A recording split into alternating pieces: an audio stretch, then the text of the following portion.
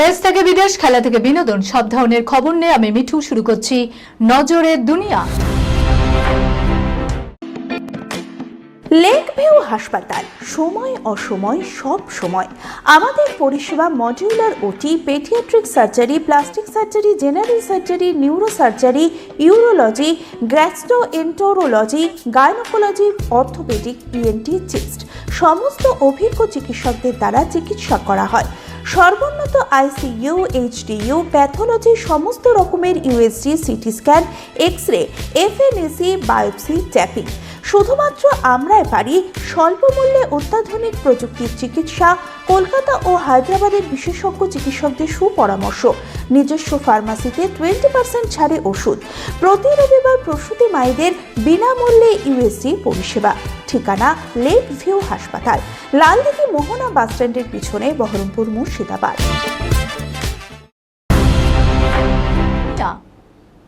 Gas সংকট মেটাতে ভরসা গোবর, কোটি কোটি টাকা বরাদ্দ করল গুজরাটের বিজেপি সরকার।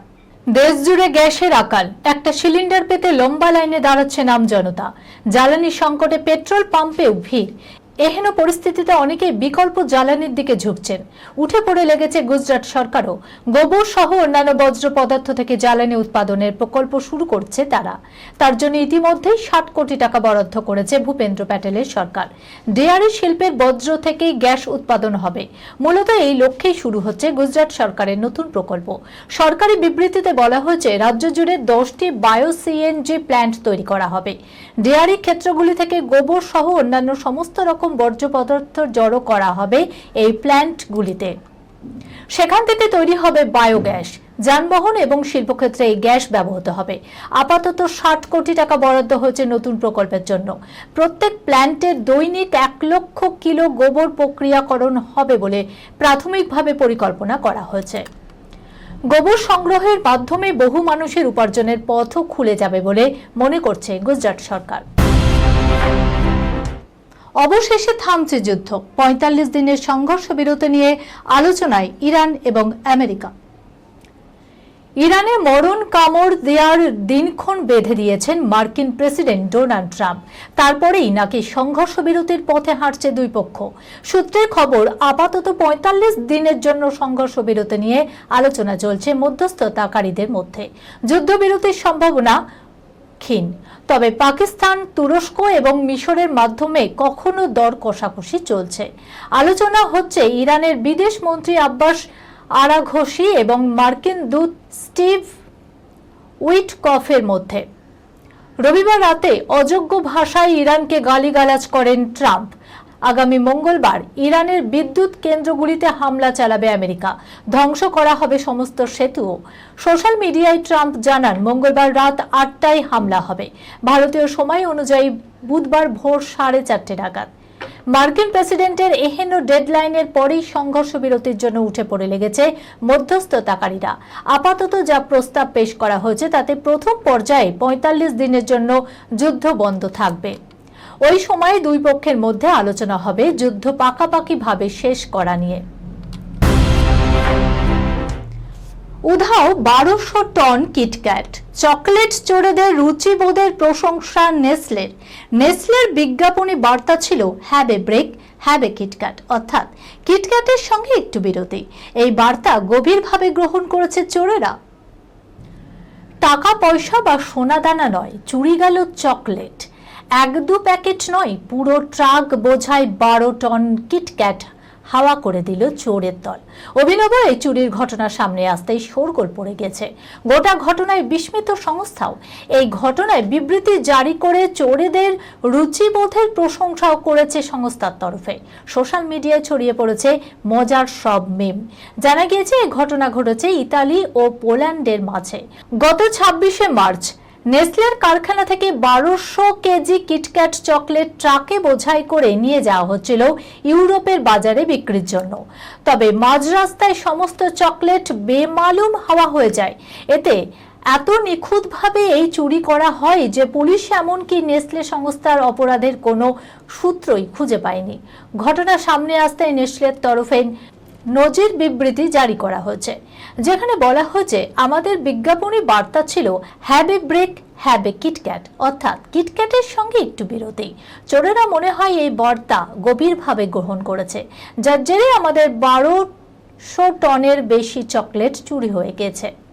পাশাপাশি নেসলের গ্রাহক, খুচরো ও পাইকারি বিক্রেতাদের সতর্ক করে সংস্থার তরফে জানানো হচ্ছে, কিটক্যাটের যে কোনো প্যাকেট কেনার আগে ভালো করে দেখে নিন। চুরি যাওয়া কিটক্যাটের প্যাকেটগুলিতে একটি বিশেষ ব্যাচ কোড রয়েছে। যদি মনে হয় আপনাদের কাছে চুরির মাল এসেছে, তবে প্যাকেটের কোড যাচাই করে তা আমাদের জানাবেন। চুরির ঘটনার তদন্তে নেমেছে স্থানীয় পুলিশ। দূরত্ব ঘুচিয়ে কিভাবে ঐশ্বর্যের সঙ্গে 18 বছরের দাম্পত্য বেডরুম সিক্রেট ফাঁস করল অভিষেক। মন দেয়ানিয়া থেকে ঘর বাঁধা। 2007 সালের 20 এপ্রিল বিয়ে করেন অভিষেক এবং ঐশ্বর্য। এরপর মেয়ে আরাধ্যার জন্ম। ক্যারিয়ার গ্রাফে নানা ওঠাপড়ার মাঝেই চোখের নিমিষেই যেন কেটে গেছে বিয়ের 19টি বসন্ত।